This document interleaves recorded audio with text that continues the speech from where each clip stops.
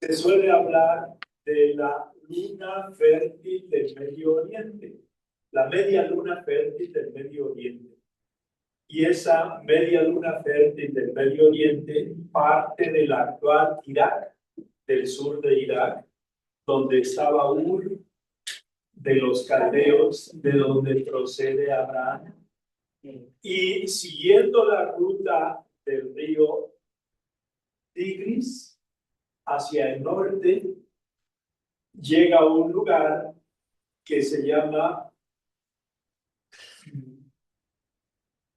Harán, y en Harán tiene Abraham la visión primera de Dios nuestro Señor. Y ahí le dice, toda esta tierra que tienes delante y debajo, entonces estamos nosotros aquí, aquí está Tierra Santa, toda esta tierra te la voy a dar a ti y a tus descendientes. Y toda esa tierra era fértil por el río y por el Jordán, y formaba esa media luna. Antes era más verde que en el presente. En el presente hay partes más áridas y demás. Lo digo esto porque recordemos que el Señor es bautizado en el río Jordán, pero no en el norte, ni en el centro, sino en el sur, frente a Jericó, que está relativamente cerca de Jerusalén, como unos 30 kilómetros. Bueno, pues después de ser bautizado en el Jordán, se va al desierto y no tiene que recorrer muchísimos kilómetros, porque en realidad, aunque Jericó es llamada la ciudad de las rosas, y es la ciudad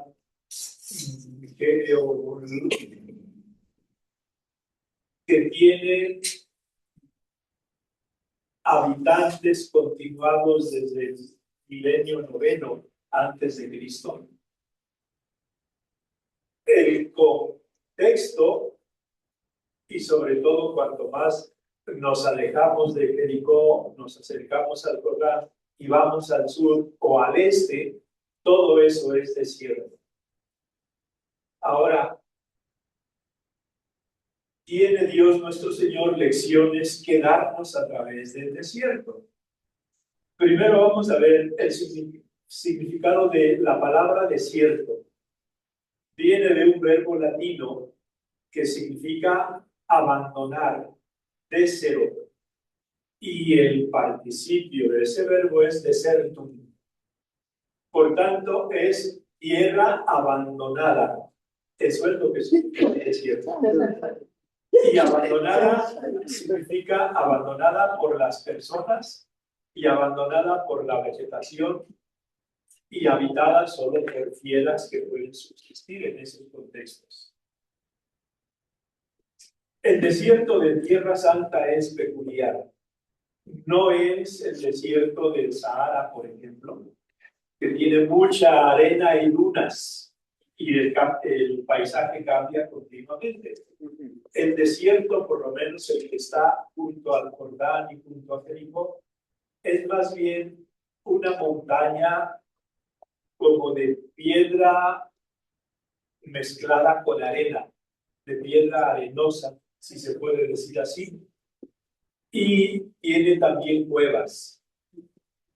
De suyo, en el presente, cuando van peregrinos a Tierra Santa y van a visitar el desierto, se puede tener experiencia de desierto bellísima cerca de Jerusalén, a 20 kilómetros de Jerusalén, pero también en el lugar que la tradición ha asociado al hecho histórico de las tentaciones de nuestro Señor.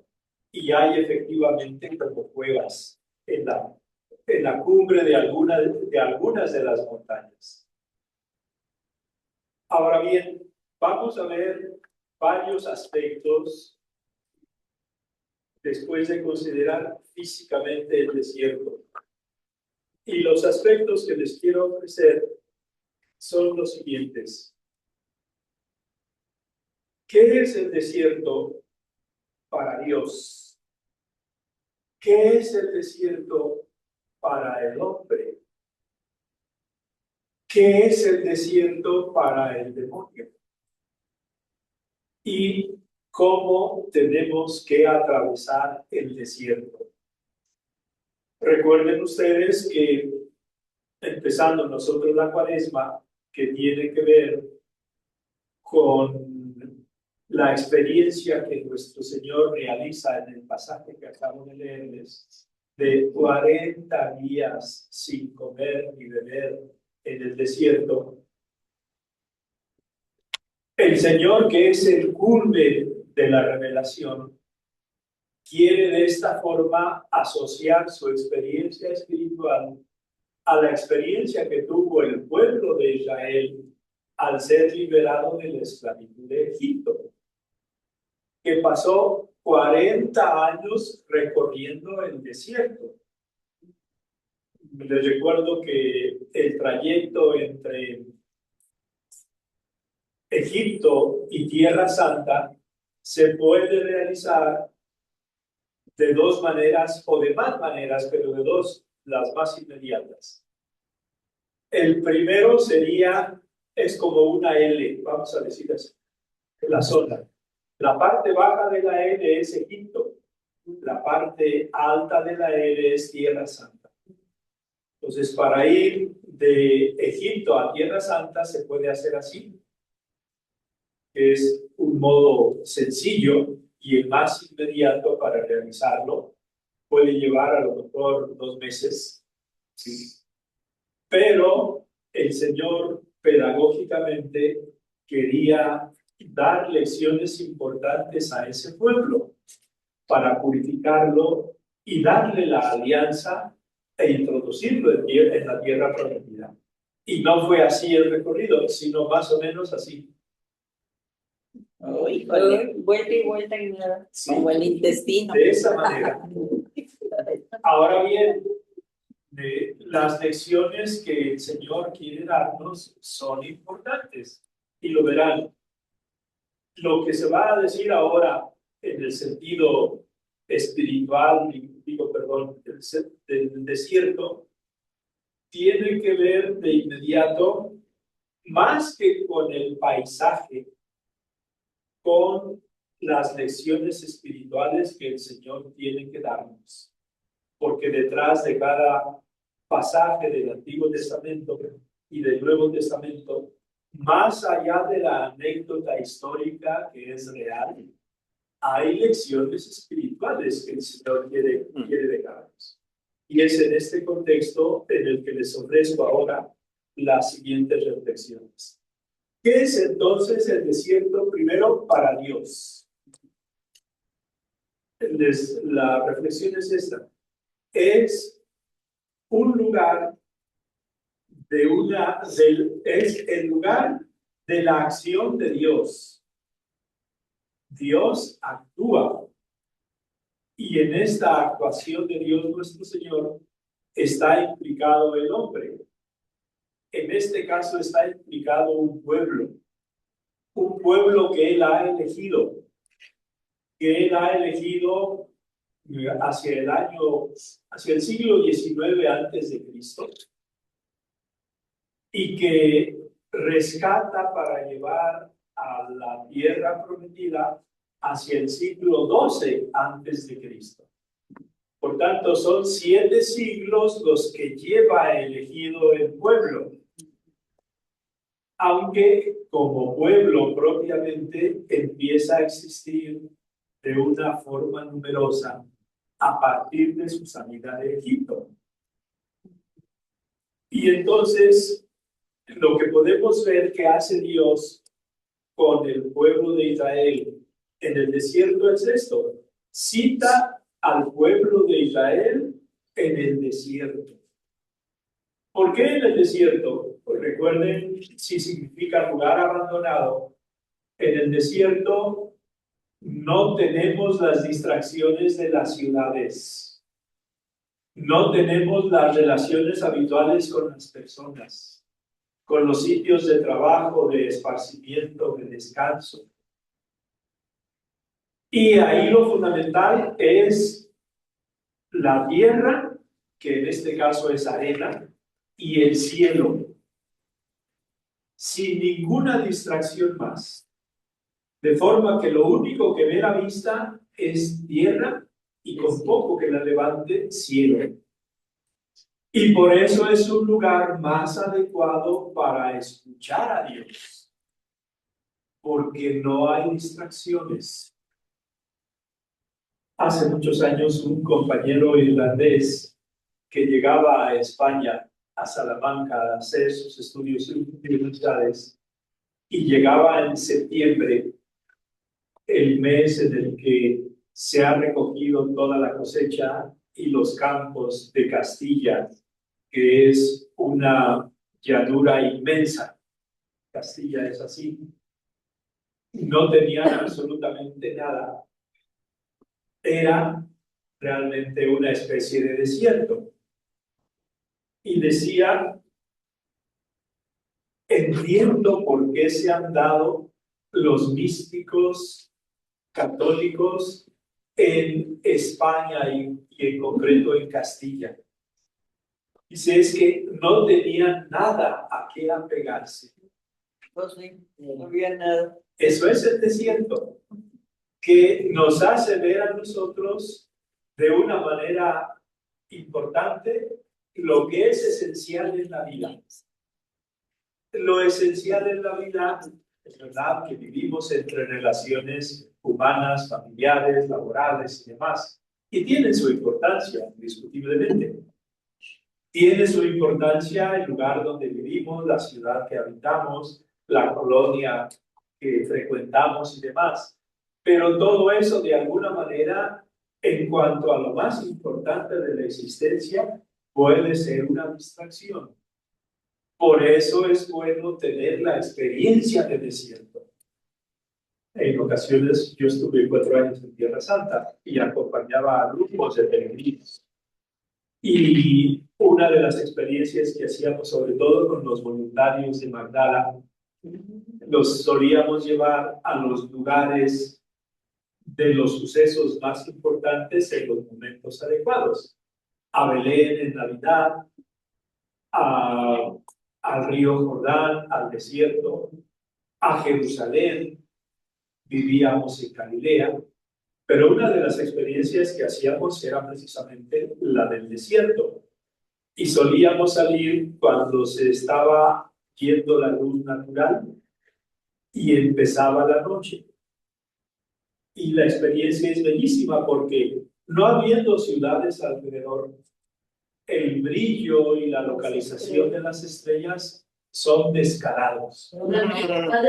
No, porque si vas de solo, a lo mejor, pero mira, 10, 20 personas, y más todavía, nos acostábamos sobre la arena para ver el cielo, para ver las estrellas.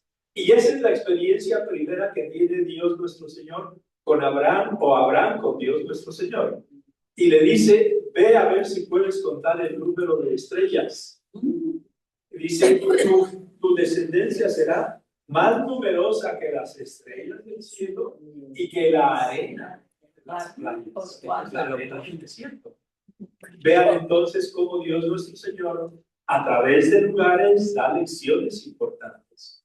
Entonces, cita al pueblo de Dios al desierto, pero también el Señor, una de sus actrices, acompaña y alimenta a su pueblo.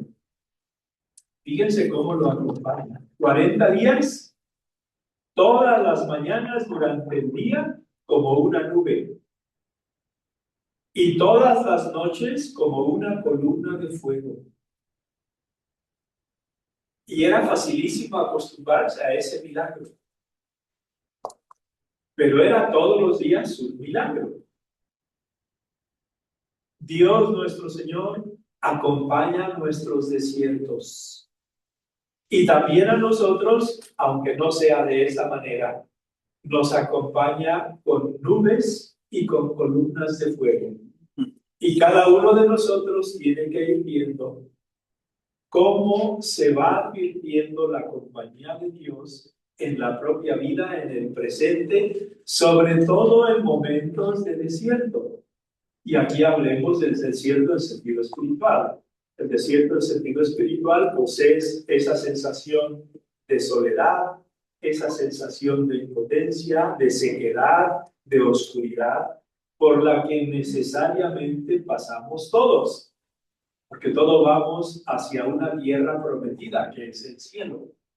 Y para llegar a la tierra prometida hace falta lo que después hace Dios nuestro Señor también a sí mismo, que es prueba y purifica a su pueblo en el desierto.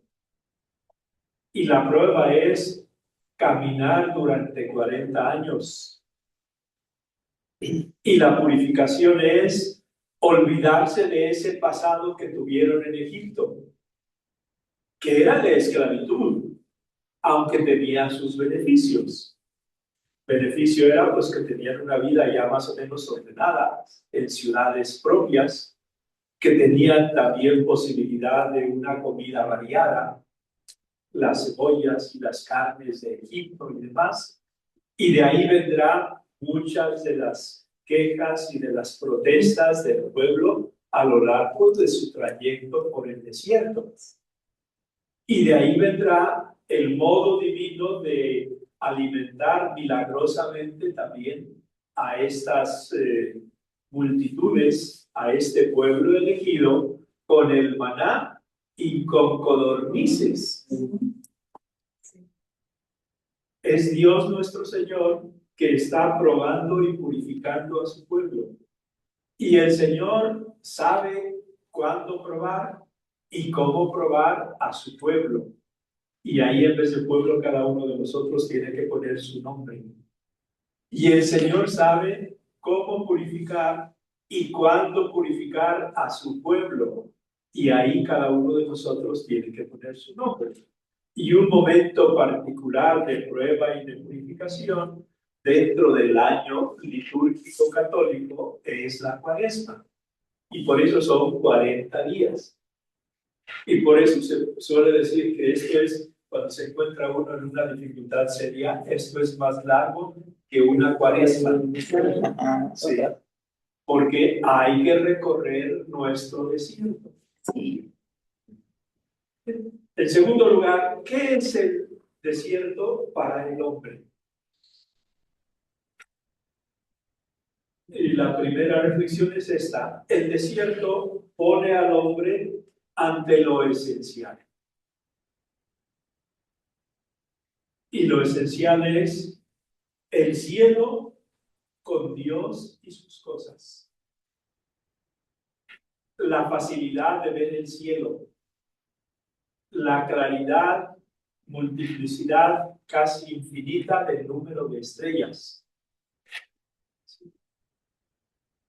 la ausencia de ruidos y la mayor facilidad de conectar con Dios, de sintonizar con Dios nuestro Señor, sin las distracciones habituales de quien vive en ciudades. Y de alguna manera un retiro espiritual es un pequeño desierto. Y de alguna forma una plática, una charla como esa es también un pequeño desierto.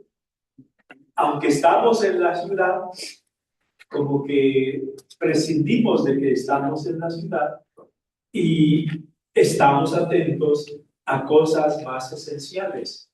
Y lo más esencial no es lo que ocurre alrededor de nosotros, sino dentro de nosotros. San Agustín, que tiene tantas expresiones tan extraordinarias, dice: no vayas fuera de ti. En tu interior habita la verdad. Eso es San Agustín. Y es una invitación precisamente a hacer desierto y a ir a lo interior de nuestro ser, de nosotros mismos, ir a nuestra conciencia, ir a nuestro corazón, ir a nuestros sentimientos, ir a nuestros afectos, En definitiva, ir a nuestra personalidad interior, porque es ahí donde se juega lo esencial de la vida. Pero también para el hombre, el desierto le facilita una recta jerarquía de valores. Cuando estamos nosotros en el mundo, en las ciudades, tenemos tantas distracciones y todo parece valer lo mismo. Una recta jerarquía de valores, ¿sí? Y esa recta jerarquía de valores pone en primer lugar a Dios.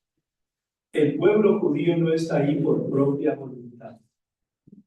Está ahí porque Dios nuestro Señor se lo pide. Y Dios nuestro Señor, que se lo pide, le da también un decálogo como muestra de su pacto con el pueblo. Dios se compromete a proteger al pueblo y el pueblo se compromete a obedecer las 10 palabras. Eso significa el decálogo, los 10 mandamientos. Y en esos 10 mandamientos, los 3 primeros, esa es la jerarquía de valores auténtica, ponen a Dios en primer lugar. Entonces, en primer lugar, Dios y su voluntad. De manera que cualquier otro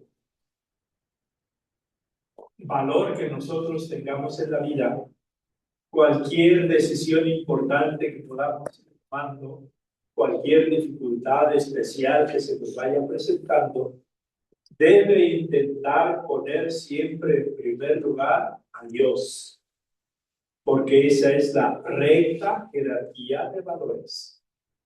A Dios. Se pone después a los demás, porque la vida es un servicio. Y se pone en último lugar a uno mismo. Normalmente nosotros lo hacemos al revés. Si fueran círculos concéntricos y Dios debiera ser el más interior, el central, y luego la familia, y luego nosotros mismos, si analizamos cómo andamos, veremos que frecuentemente quien está en el centro de nuestros valores somos nosotros mismos. Después los demás y después Dios. Entonces, una experiencia de desierto nos ayuda a colocar en su justo lugar cada uno de los valores de nuestra vida. Y por eso la experiencia de desierto, en el caso del pueblo judío, dura tanto.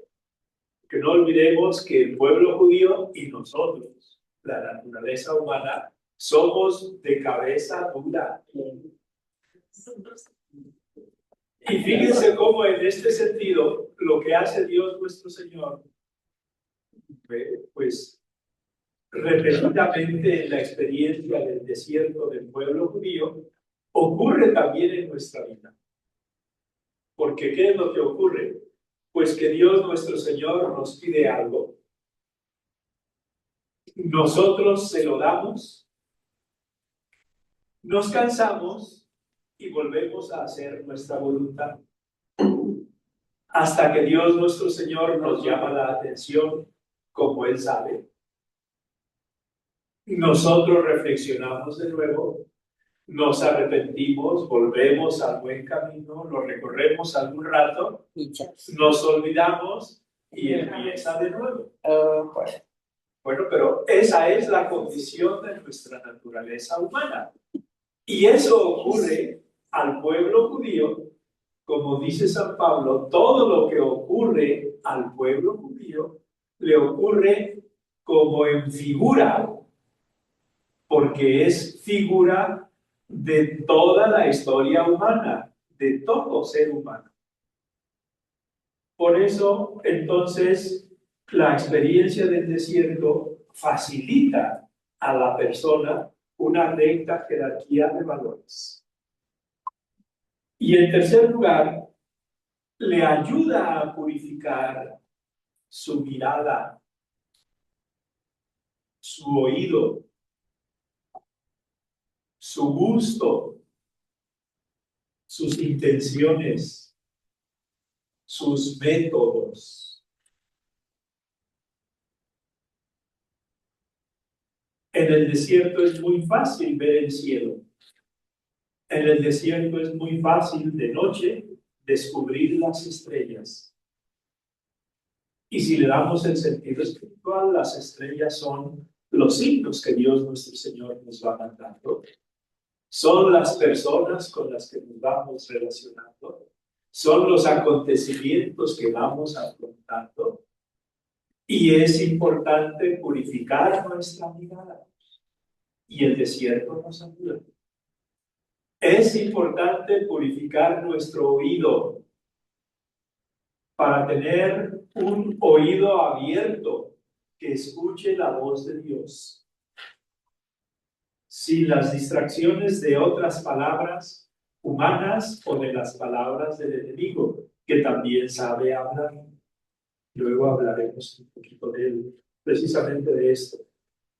Nos enseña, nos ayuda a purificar nuestro gusto, porque nos vamos a alimentar de la comida que el Señor nos proporciona. Va a ser el maná, van a ser las codornices, va a ser el agua que Él saca de la roca. Y viniendo de Dios es alimento puro. Y hay que buscar ese alimento puro a lo largo de nuestra vida, sobre todo en los momentos de desierto. Y si espiritualizamos más la reflexión, ese alimento puro se llama Eucaristía. Ese alimento puro se llama Sagrada Escritura. Ese alimento puro se llama escuchar la voz del Espíritu Santo. En definitiva, todo. Nos enseña a purificar nuestras intenciones. Los judíos entonces, los apóstoles después, los escribas y los fariseos, tendemos, y nosotros, tendemos a realizar buenas acciones con intenciones torcidas muchas veces. Por eso la Iglesia nos recuerda en el día del miércoles de ceniza una partecita del Sermón de la Montaña. Esa donde se nos habla de cómo orar, de cómo dar limosna y de cómo ayunar.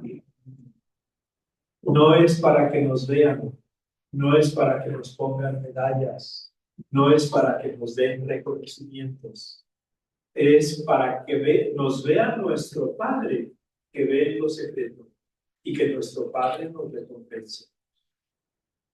Las intenciones, por tanto. Y luego los métodos que el Señor quiere que purifiquemos, van por dejar de lado lo más práctico, lo más fácil, lo más común. Lo más práctico y lo más fácil en el recorrido del desierto por parte de los judíos no era lo que el Señor eligió para ellos. Lo más práctico eran 2 meses, 3 meses. Lo más fácil era eso. El Señor les hizo ver que sus modos de actuar van más allá de nuestros modos de actuar. Tercera reflexión. ¿Qué es el desierto para el demonio?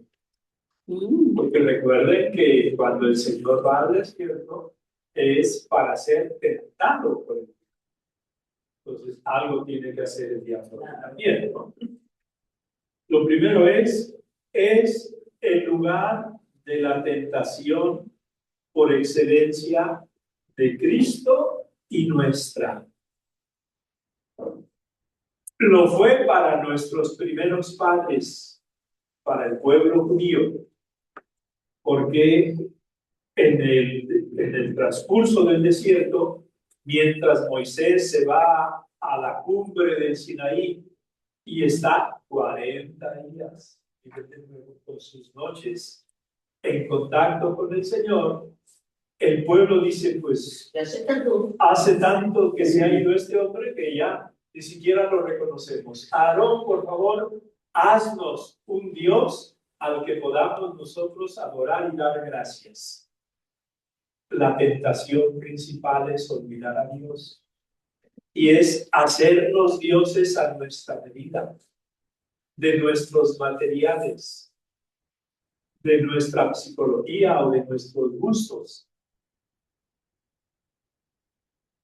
Y es en el desierto donde el demonio tienta, no una vez, fíjense en la tenacidad y en la, ¿cómo decir?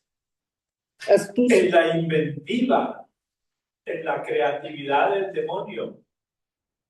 Nosotros nos desalentamos fácilmente de hacer el bien a la primera. Él intentó 3 veces hacer el mal con el Señor en el desierto.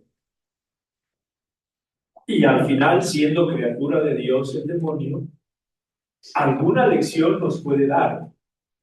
Y una de las lecciones que nos da es precisamente de no desistir de buscar lograr nuestras metas. No desistir a la primera. Él lo intentó 3 veces. Además, se informó y conoció la Escritura y quiso manipular la Escritura, precisamente en ese deseo de hacer caer a nuestros. El desierto. También en nuestro desierto puede venirnos a nosotros la tentación de abandonar, de volver la espalda al camino que estamos recorriendo y querer recorrer otro. En segundo lugar, el demonio tienta al hombre, fíjense lo que hace, recordándole un pasado idealizado, las cebollas de Egipto.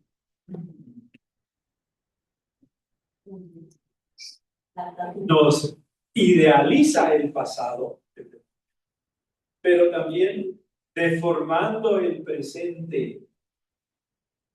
¿Quién puede aguantar recorrer este desierto donde es absolutamente todo baldío, sin nada, deformando el presente? Esta técnica, estoy yo aquí con la mano porque si no pongo la mano encima de la página, se me va a otro lugar. Pero ya lo encontré de nuevo. Deformando el presente y luego infundiendo temor hacia el futuro. Recuerden ustedes cómo en uno de los momentos, estando ya cerca de la tierra prometida, manda a algunos exploradores a ver cómo es el territorio y que vienen diciéndole que son auténticos gigantes y que ellos comparados con los gigantes no son más que saltamontes, ¿sí? Entonces, infundiendo temor al futuro. Eso es lo que hace el demonio y lo hace también en nuestras vidas. Nos puede hacer idealizar algún momento de nuestro pasado. Puede deformar nuestro presente. Y lo deforma cuando nos quita la fe, cuando nos quita la confianza, cuando nos mete las dudas, cuando nos mete el miedo, cuando nos mete la desconfianza. Deforma nuestro presente y luego nos infunde temor al futuro. ¿Y si el día de mañana? ¿Y si? ¿Y si? ¿Y si no ocurre su y si?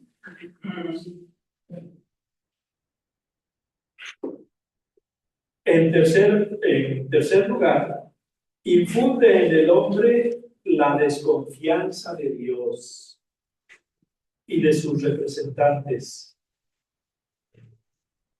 el engreimiento personal y colectivo, la idolatría. Pero todo empieza por la desconfianza de Dios. ¿Cómo es que este Dios que nos llama de la esclavitud a la libertad, pues nos pide que recorramos todo este territorio durante tantos años. Es Dios el que es el Señor de los tiempos, no nosotros. Y Él sabe cuánto duran las pruebas. Y de lo que debemos estar seguros es de que nunca nos va a pedir algo que no le podamos dar.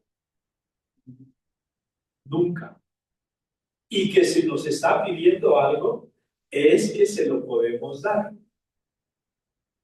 Si nos pidiera algo que no le pudiéramos dar, iría contra su sabiduría, contra su providencia y contra su amor.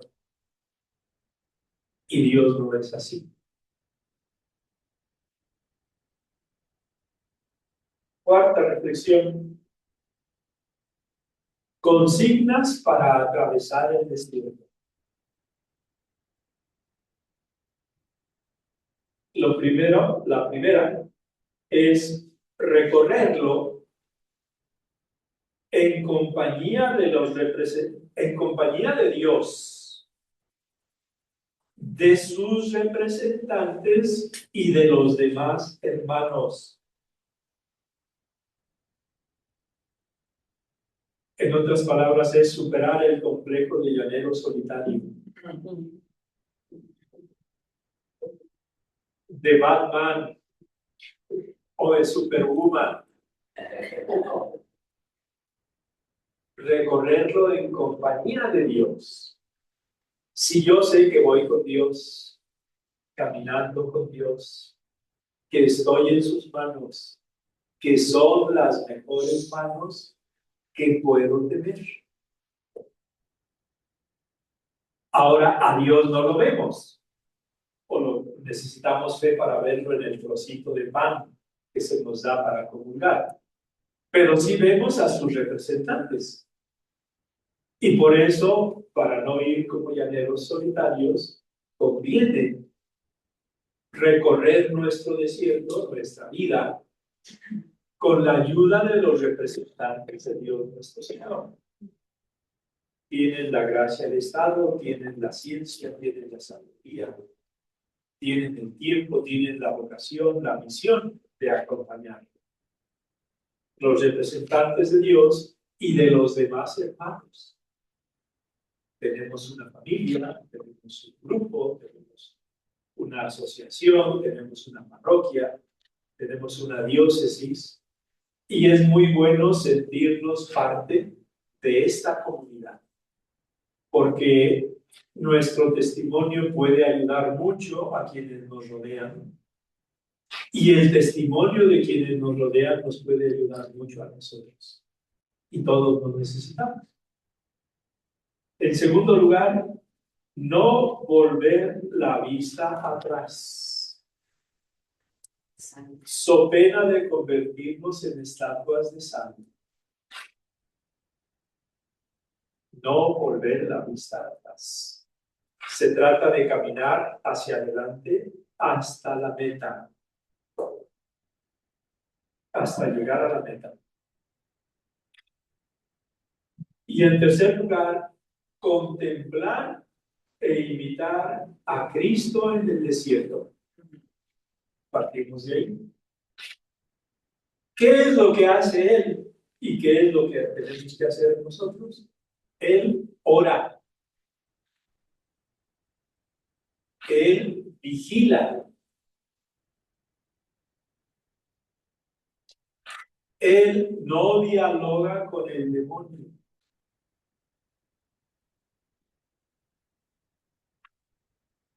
Él se alimenta de la palabra de Dios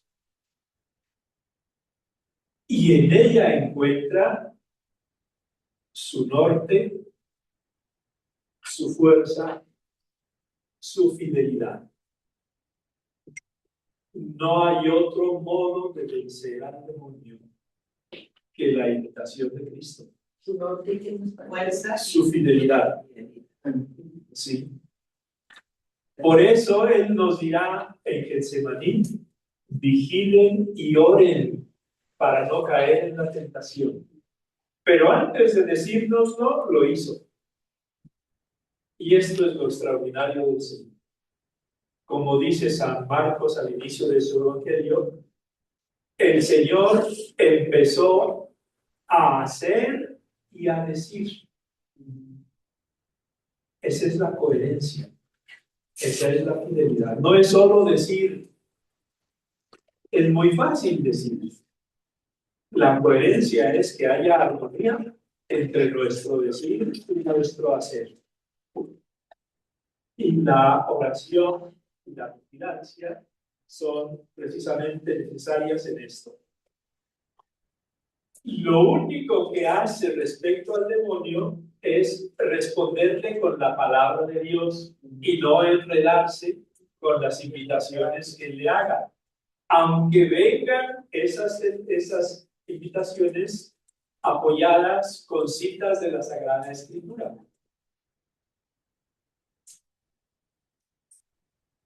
Bueno, pues eran estas las reflexiones que les quería dar. Son ya 45 minutos. Yo creo que está bien.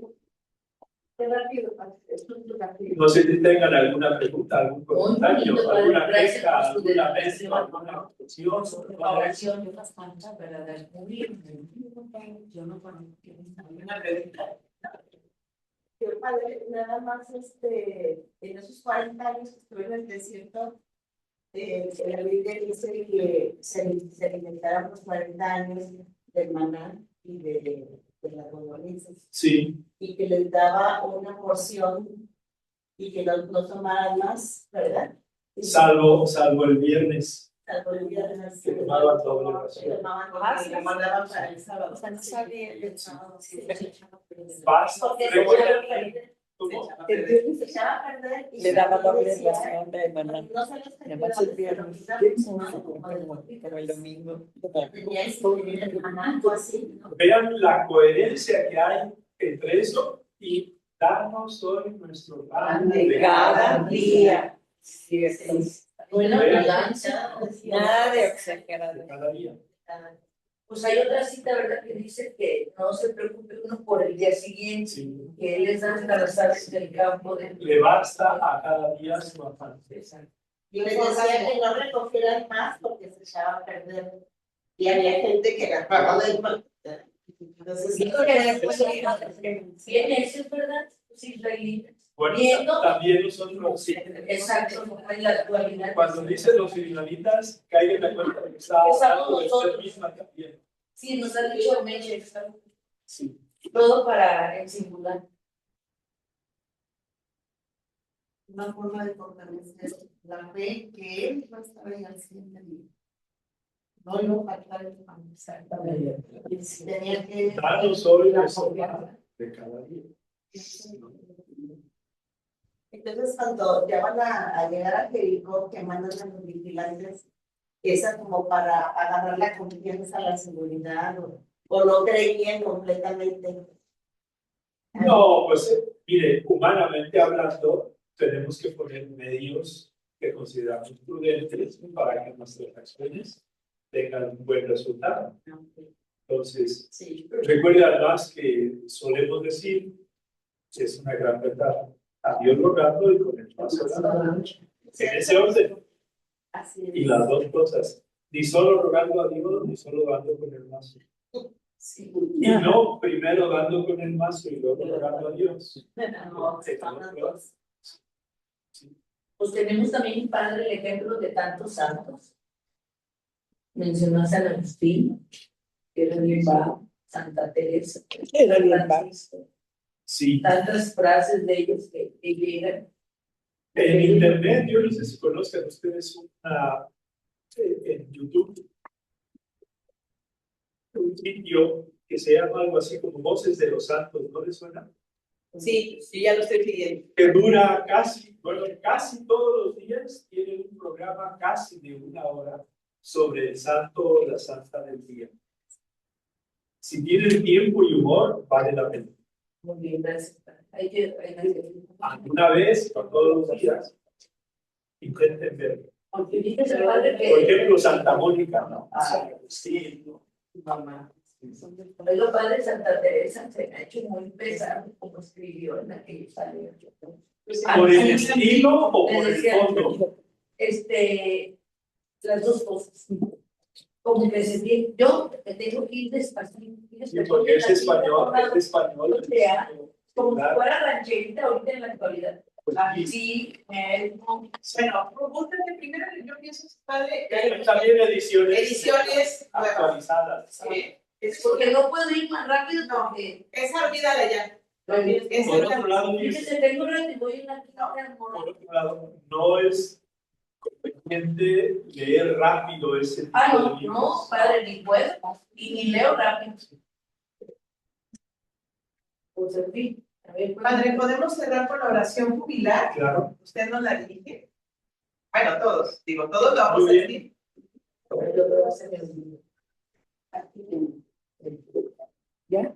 ¿Ya? Yo empiezo y vamos todos. Señor Dios, Misericordia, te damos gracias porque nos has dejado vivir en escuela de la fe. Nuestra formación bautismal, anunciar el Evangelio a través de la formación. Te alabamos por estos 50 años de escuela de la fe, apostolado que suscitaste con las respuestas a los desafíos de la nueva evangelización. Agradecemos la abundancia de tu gracia en este instituto catequético.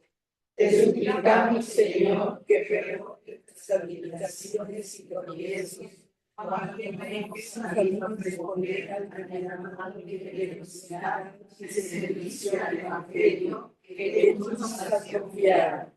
Inflama nuestros corazones con el fuego de tu Espíritu Santo, para que este año jubilar sea un tiempo de renovación, de memoria agradecida, de purificación y de crecimiento de este apostolado.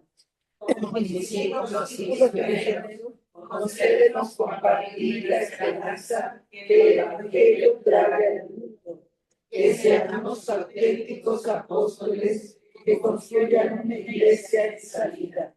Te lo pedimos por la intercesión de la Santísima Virgen María, estrella de la evangelización y de nuestros santos patronos, Pedro y Pablo, a ti que vives y reinas por los siglos de los siglos. Amén.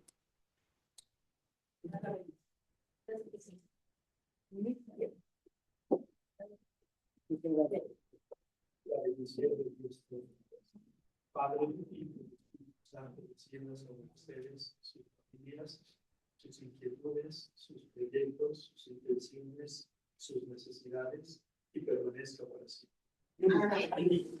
Pues vamos a pasar ahora, también aquí junto, porque es formadora y mi mano derecha en formación, para la entrega de los reconocimientos. Sí, se van a ir acercando aquí, el padre pues se los va a entregar, pero va a mencionar los nombres Meche, se paran y ya el padre se la... Mire, pues del Colegio Miguel Ángel, la sede que tenemos allá, Aira Trujillo, y su esposo Víctor Ramírez, que no vino pero todo es presentable. Ándale, pasa por allá, bueno, por donde quieras. Bueno. Hombre, está de Dios.